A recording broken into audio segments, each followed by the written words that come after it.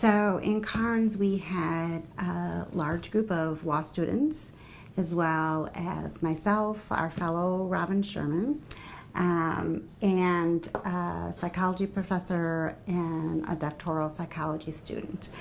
And we were part of a larger national project in which we provided free legal services to the women and children who were detained in the Karnes Family Detention Center. And the Karnes Family Detention Center specifically detained, at that time, women and children who were seeking asylum in the United States.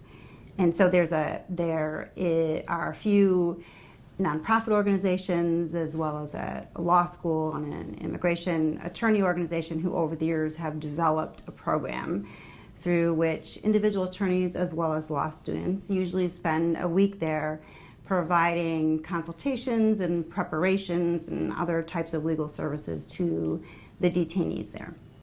But we would get our marching orders from the nonprofit that really runs the program in Karnes, and that's a nonprofit program called Raices that's actually been in the news lately, been doing a lot of the work with the families separated at the border. And they run the programs in Karnes.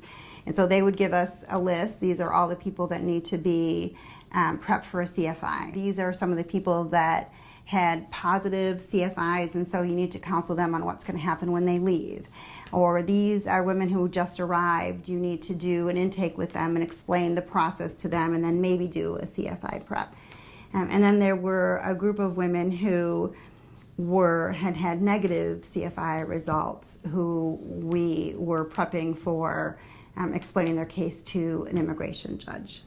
So every day was different and would just depend on the population and what Raices determined was necessary and who they could get access to. So they had a pretty good system going with GEO and ICE in terms of keeping track of who was there and what stage of the proceeding they were at and what they needed. So we were just there taking orders from Raices, whatever you need us to do.